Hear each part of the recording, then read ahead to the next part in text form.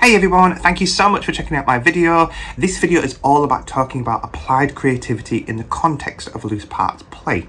So yesterday or last night I shared with everyone a graphic on Facebook and Instagram which was sometimes it's just a stick.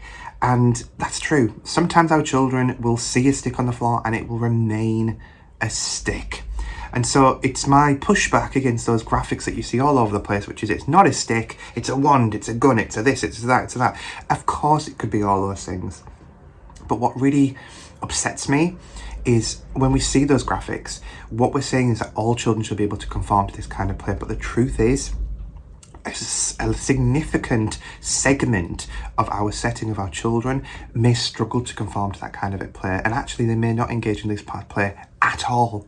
And so the graphic I shared last night was a picture of a stick with an arrow to a child with a cloud above them that said applied creativity, and then the outcome could be a wand. Brilliant, that's the kind of play a lot of people expect, but could also be a stick. And I want to talk about applied creativity in this video. I want to talk about what that process actually looks like and what we as practitioners can do to support that child if we want them to be able to access the kind of play where they do turn the stick into something else. So a little caveat before I go too far into this video, I'm not subscribing to any kind of deficit model here where I'm suggesting that the children who turn the stick into just a stick are in some way deficient compared to their peers who might turn it into a magic wand. I'm not saying that at all. What I am saying is the reasoning behind that process is simply based on where the child comes from, the kind of home or settings they've been to in the past, but also it also depends on the kind of play that they're engaging in at the time, and that's what we're going to talk about today. So let's talk about a typical loose parts experience as far as the textbooks would tell you. So for example, little Johnny is playing outside and he finds a stick on the floor. This stick is a beautiful stick. It's been weathered by the elements, and he picks it up and he looks at it and thinks, oh, I can do something with this. Now, what Johnny has done, this applied creativity, he has passed through what we call the creativity spiral. He's turned the stick into a gun. And I know gun is a dirty word, and I'm not entirely sure if YouTube's going to flag this as a naughty video, but he's turned it into some kind of weapon in his play. Okay, and we appreciate the fact that children will often do this. He's passed through that applied creativity. Let's break apart that cloud and think about what it looks like. And I've talked about this quite a lot of the time, actually. I've talked about the creativity spiral from Mitchell Resnick from his book Lifelong Kindergarten. I don't actually recommend the book because it's actually all about computing. It's not really my bag, but I do really enjoy the fact that he's broken down the creativity process into a way that we can see it being applied. And so little Johnny's picked up the stick and he's held it in his hand, and what he's done is he's drawn on his imagination to think about what I could turn this stick into. Now, imagination is actually a little bit more complex than many people think it would be.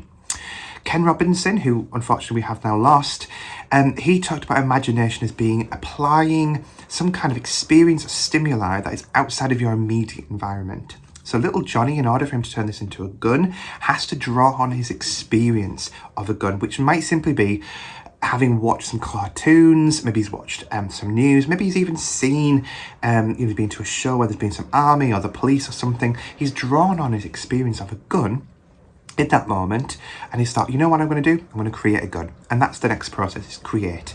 Now, in order for children to create, they need to be able to use resources around them. In this instance, Johnny already has the stick in his hand, but in this process he may drop the stick or add to the stick. He may replace the stick with something else, because the stick itself isn't the power that's powering this play. What's powering the play now is imagination, and so the stick may not be the most relevant piece in this play. He might drop it and replace it with a pole or something else. He might add to it. He might put some masking tape, he might put a barrel around it, he might do lots of different things.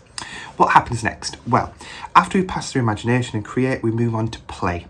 Now, in this instance, play is a little bit more like experimentation. So Johnny will play around with this gun that he's created. Does it fit the bill? Does it fit into his idea in his head of what a gun should look like in his kind of play? And so perhaps it doesn't, so he'll go back to the create period or create stage, find some different materials to use and to add into it. Brilliant, that's great. After After he's passed through play, he'll then pass into sharing. Now, this is not always going to be the case. It's not always going to be that he'll share the gun with people around him. He might not always go up to a child and share it. He might not always go up to an adult and share it. If he doesn't, then that's fine. He'll just pass through the period and move on. If he does share it with other people around him, what usually is the case is there's some kind of feedback. And that feedback may be something quite positive, like, "Oh, Johnny, you've got a gun. What are you going to shoot?" And so Johnny will then think, "Oh, what am I going to shoot?" Okay, so he's going to reflect on the feedback he's had, and then he's going to reimagine, "You know, when I saw the army shooting at that show, they were shooting at something really far away. They were shooting at a target practice. I know what I'm going to do. I'm going to go and build..." I know army don't shoot targets, but bear with me. I'm going to go and build a target.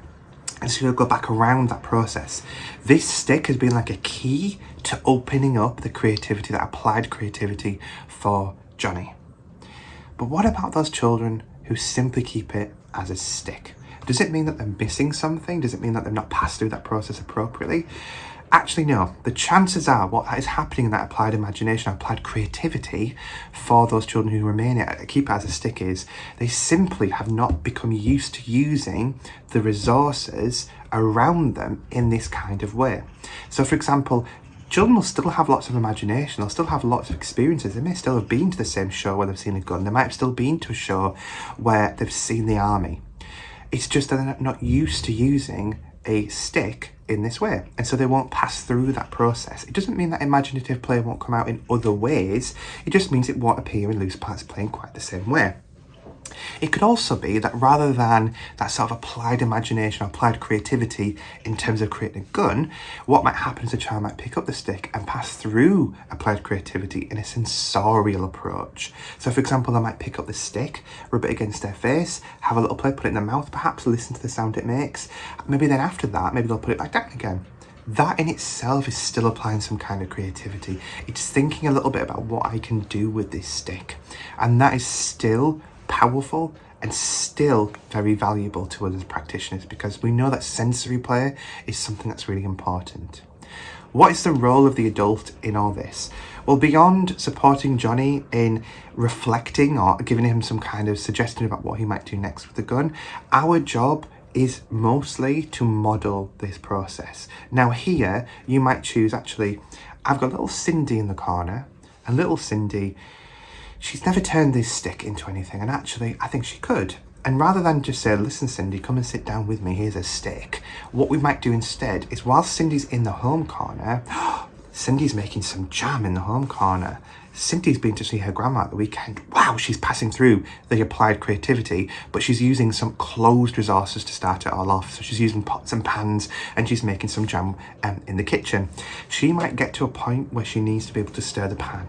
And you as an adult in that process might go, "Oh, wait a minute, Cindy, I've got a spoon here." And you pick up the stick and you start stirring. And Cindy might look at you as if you are absolutely insane.